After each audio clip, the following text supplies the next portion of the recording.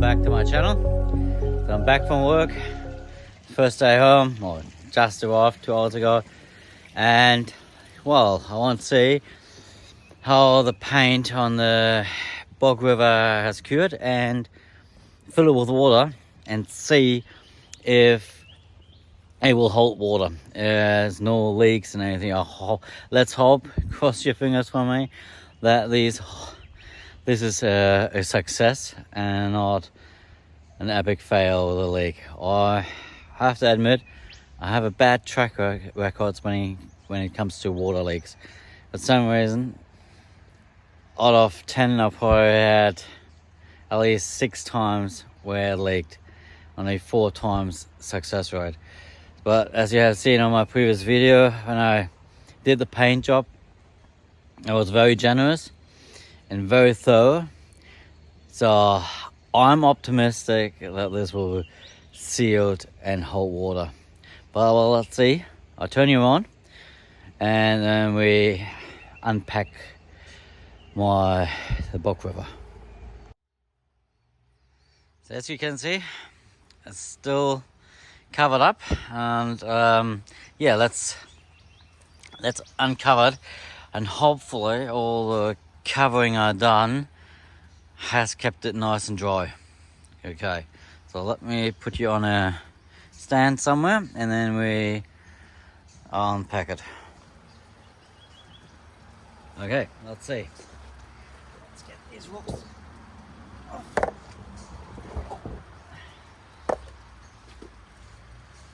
I honestly hope that this was a good cover and it's all nice and dry underneath. I mean, I'm not sure how important it would have been for the paint. If a little bit of water would have gone in, but I hope that it's all nice and super dry.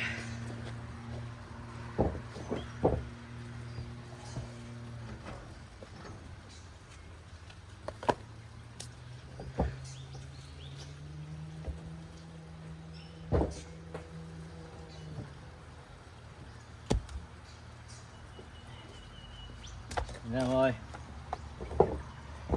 I will fast forward this part without getting too long. Okay.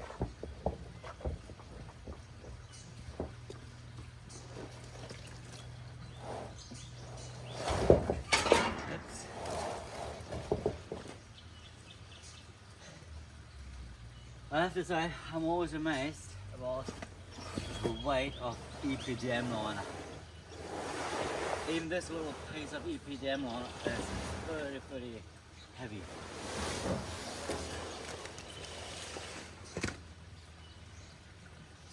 And I only can recommend to everyone who wants to build a pond and don't want to go down the fiberglass method, because of cost or not much of a DIY thing. Go for EPDM liner, don't go for a cheap PVC liner. You will regret it.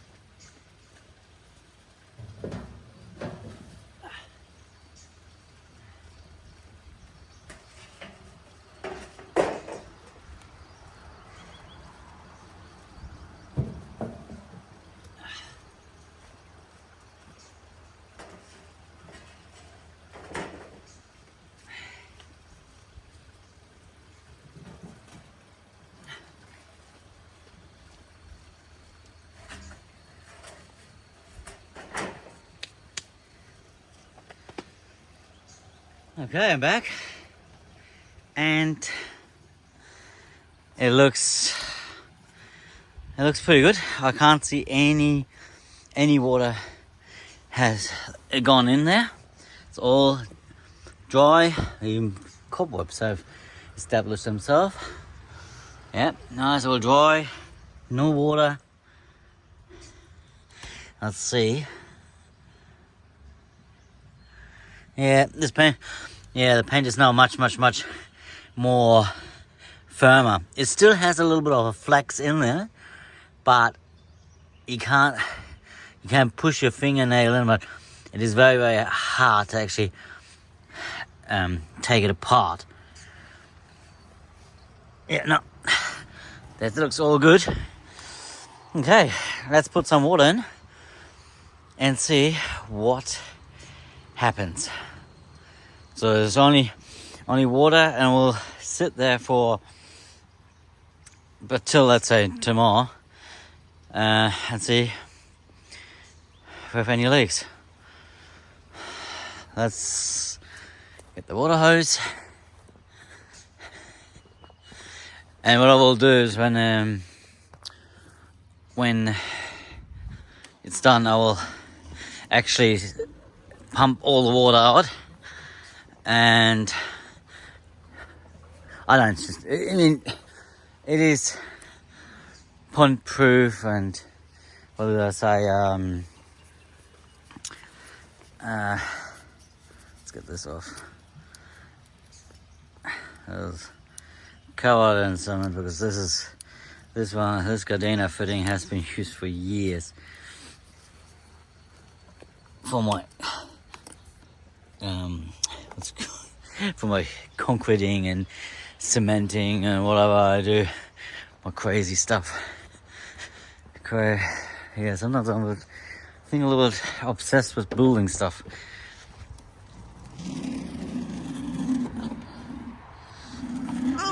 Okay, let's open the floodgates.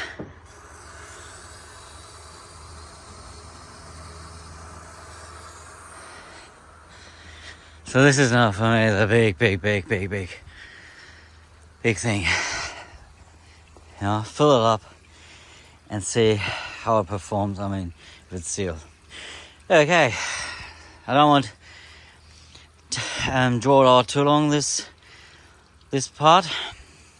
So you can see I'm putting water in, and then I will fill it up so just below the overflow there, because of course it'll slow down if it goes over. So only just below the overflow there, back to the waterfall, and then yeah, we'll wait till tomorrow. Tomorrow we'll see. I mean, I will see it already tonight if it's leaking or not, but tomorrow morning is basically a big test. Good. I'll catch you then tomorrow, and hopefully I have a success story. So, bye for now.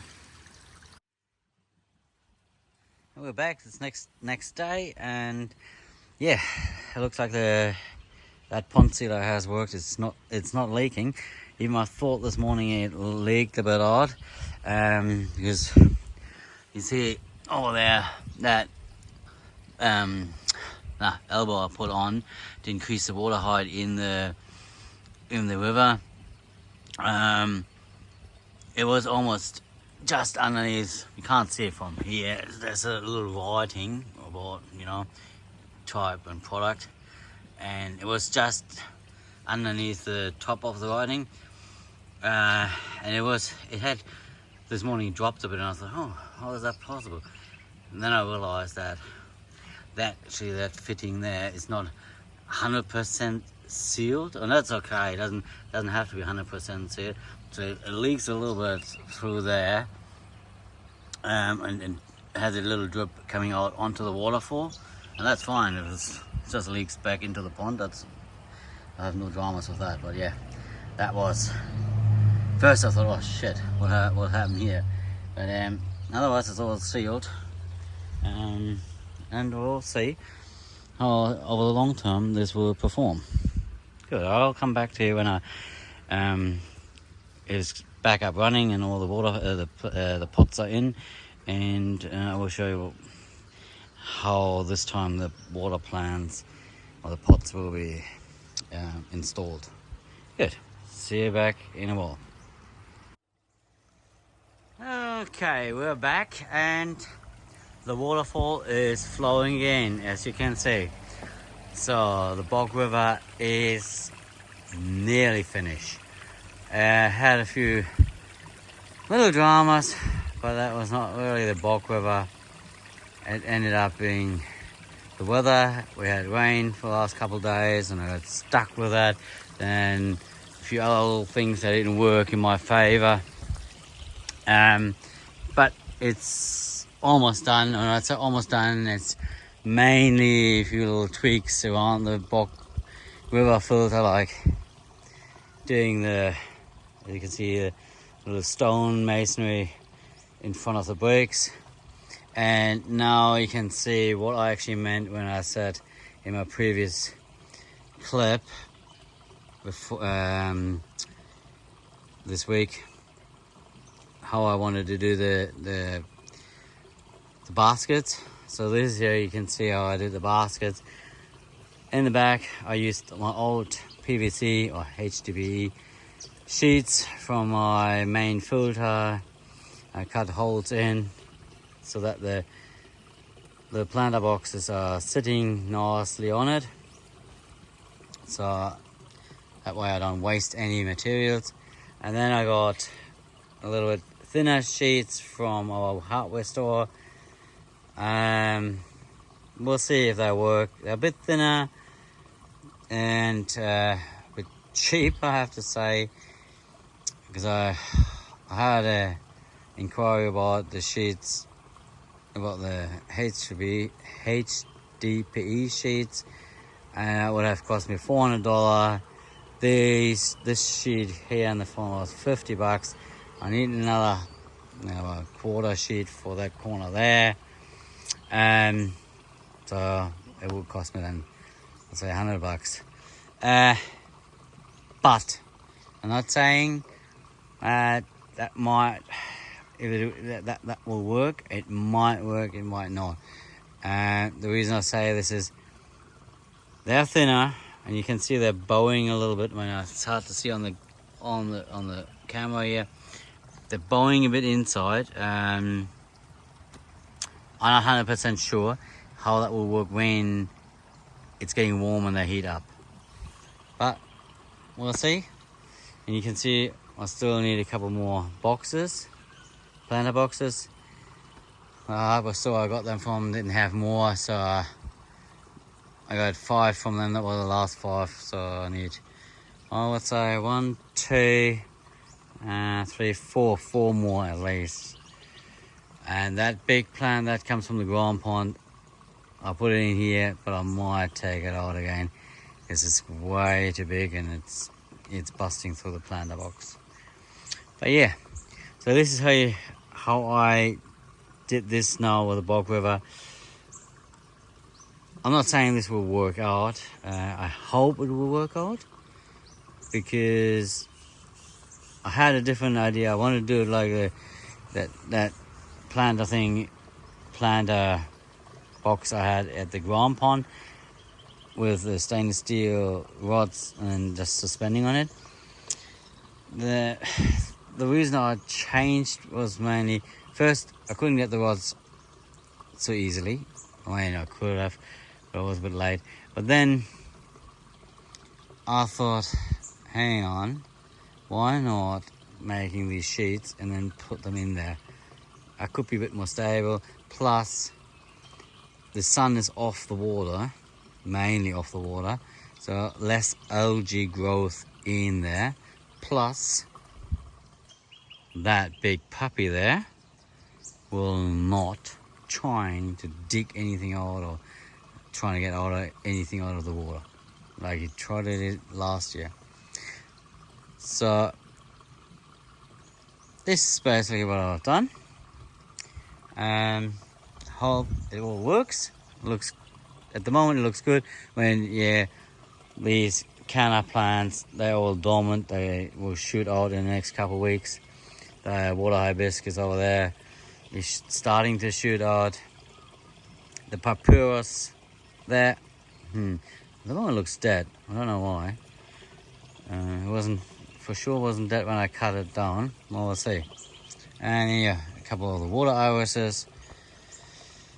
We get another canna plant with a different color, because those will be all the same color. Good. That's me from here.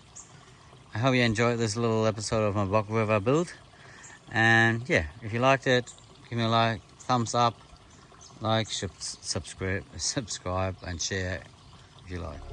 Thank you very much for watching, and see you next time.